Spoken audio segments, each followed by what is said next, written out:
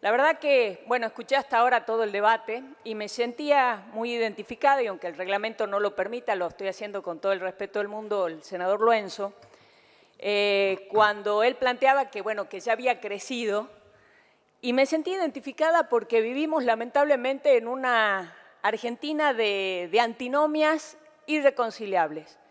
Y cuando de repente estamos o es blanco o es negro, o es River o es Boca, quienes tenemos una postura por ahí diferente, nos quedamos en el medio. Y a veces es muy difícil ver cómo hacemos cuando uno queda con una postura en el medio, porque no está de acuerdo ni con una postura ni con la postura del otro. ¿Qué es lo que se hace?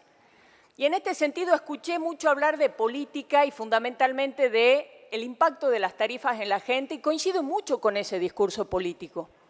Pero escuché muy poco hablar del proyecto de ley que estamos en tratamiento.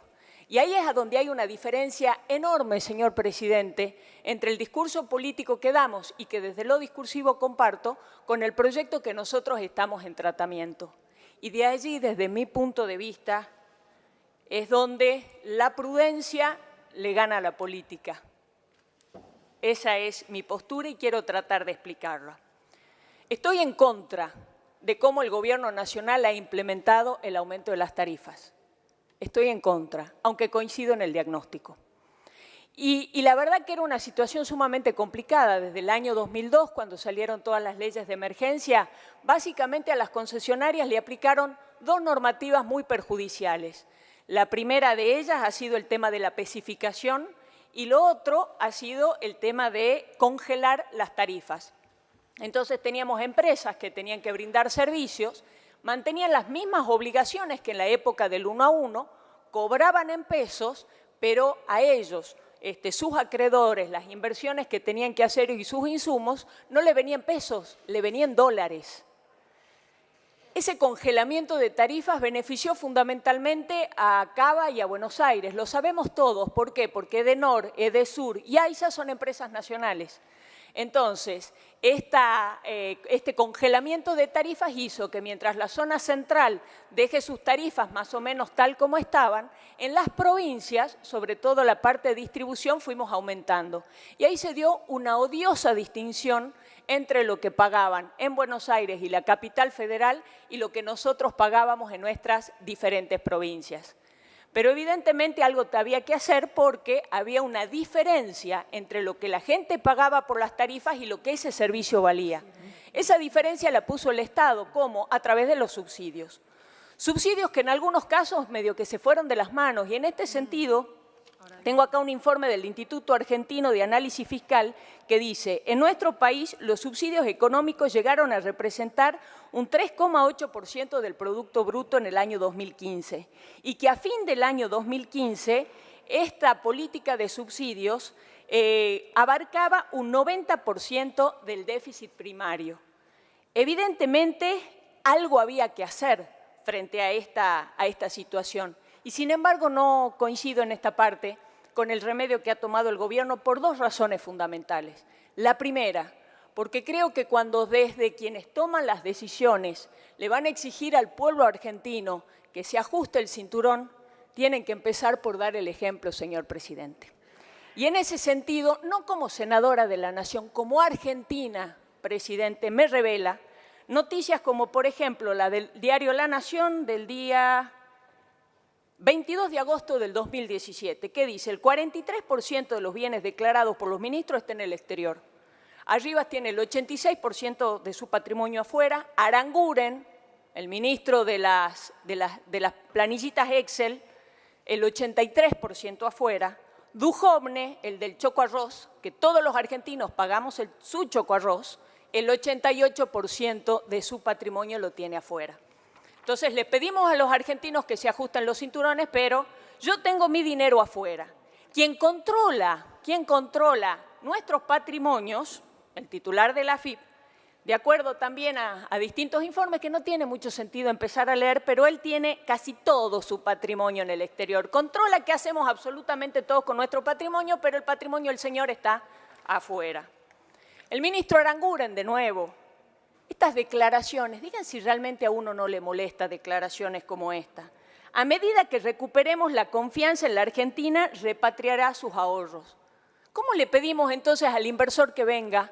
A mí antes que el inversor me preocupan los argentinos, pero a aquellos que le preocupan los inversores, ¿cómo pueden decirle a los inversores vengan si más de la mitad del gabinete tiene la plata afuera? O declaraciones como la del ministro Cabrera, que tardó más de 2 meses en darle audiencia a los 3 senadores de Salta. Hay que tener agenda positiva y dejar de llorar, les decía la gente de la Unión Industrial. ¿Con qué cabalgadura moral le pide? O Lilita Carrió le pide a la gente del campo que liquide la soja, hagan patria y empiecen a liquidar. ¿Con qué cabalgadura moral se le exige al pueblo argentino, a los empresarios, a los sojeros y a todos que liquiden y que crean y que confíen en el país cuando ellos, quienes nos gobiernan, tienen la mitad de su patrimonio afuera? Sin embargo, el pueblo argentino sigue poniendo todos los días el hombro por ese país. Y ahí, cuando hablamos ya no de los inversores, sino del pueblo, es la segunda razón que yo no comparto con el gobierno, que es el tema de la razonabilidad. La Corte tiene fallos donde indica que las tarifas tienen que ser justas, razonables y acordes a la capacidad de pago, dice la Corte. Y cuando hablamos de la capacidad de pago, hay distintos estudios, acá se han largado un montón de números, pero yo les voy a dar uno que es de hoy.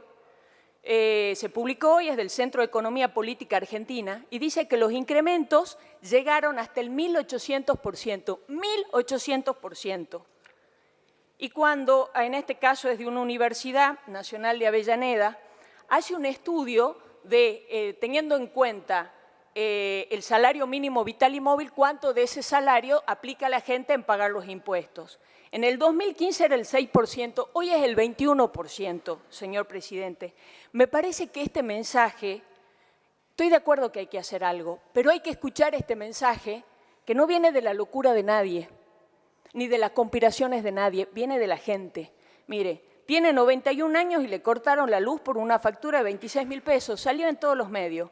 Lo decía una pensionada madre de 7 hijos, Edesur le reclama una deuda de 54.000 pesos. Tuvo que pedir un crédito para pagar la luz.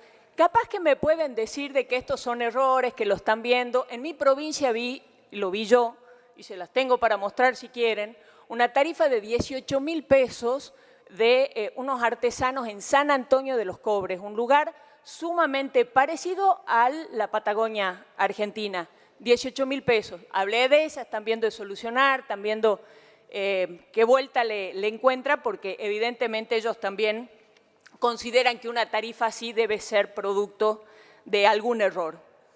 Entonces, frente a esta situación, presidente, es que interviene el Congreso a través de la Cámara de Diputados, y desde una postura que me parece que es más política que técnica, ¿qué es lo que quiere decir? Basta, frenemos un poquito. Y el presidente que dice yo veto.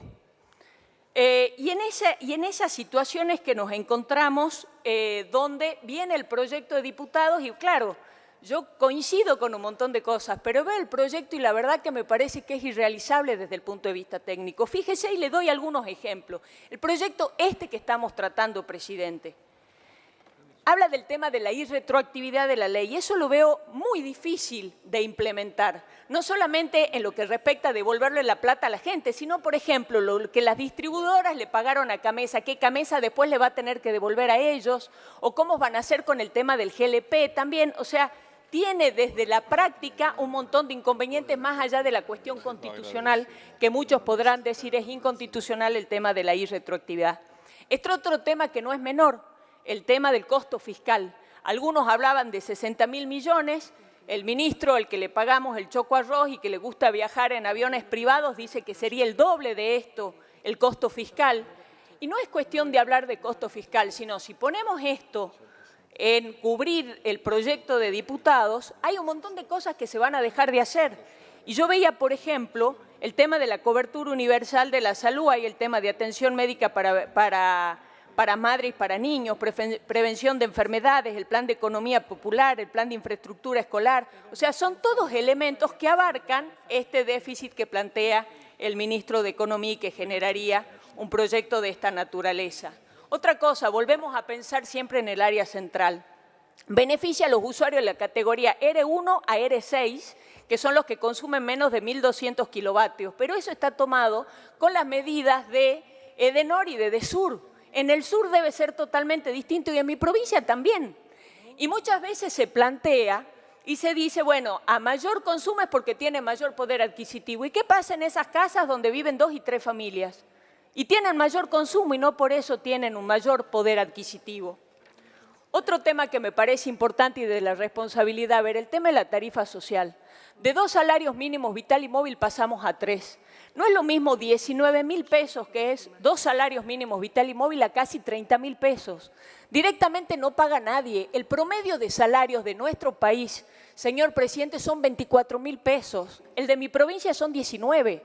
Entonces, prácticamente toda la provincia y muchas provincias estarían dentro de la tarifa social. ¿Cómo sostenemos entonces el tema de los servicios responsablemente? Hay una que está buenísima, mire, los centros asistenciales públicos y las instituciones educativas públicas de cualquier nivel y las entidades religiosas. Primero quiero decir que estas entidades están sujetas, los mismos que los clubes deportivos, a regímenes específicos. Acá lo están llevando a la tarifa social. ¿Sabe cuántas entidades públicas tenemos educativas? 62.570. Esas van a pagar la tarifa social. ¿Cómo sostenemos entonces? De allí, señor presidente, es que esto me parece que se ha vuelto una disputa política donde lo que se le quiere hacer pagar al presidente es el costo político de sus malas decisiones.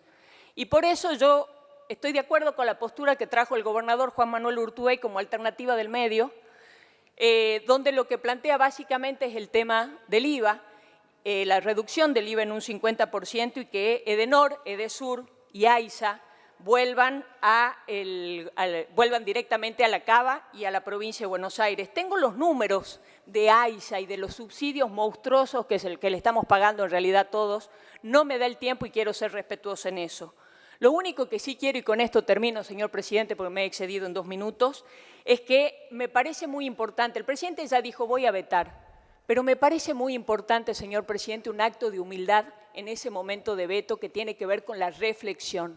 La reflexión que si el Congreso, que hasta ahora ha sido sumamente responsable, sancionando todos los instrumentos que él necesitaba para administrar, le dijo baste por algo. Si la gente se está movilizando como lo está haciendo también, es por algo. El Estado no es una página Excel. El gobierno del Estado nacional no es igual a de una empresa privada. Son lógicas totalmente distintas. Y el pueblo espera responsabilidad de sus representantes, pero también esperan que tengan corazón y que tengan prudencia. Muchas gracias, presidente.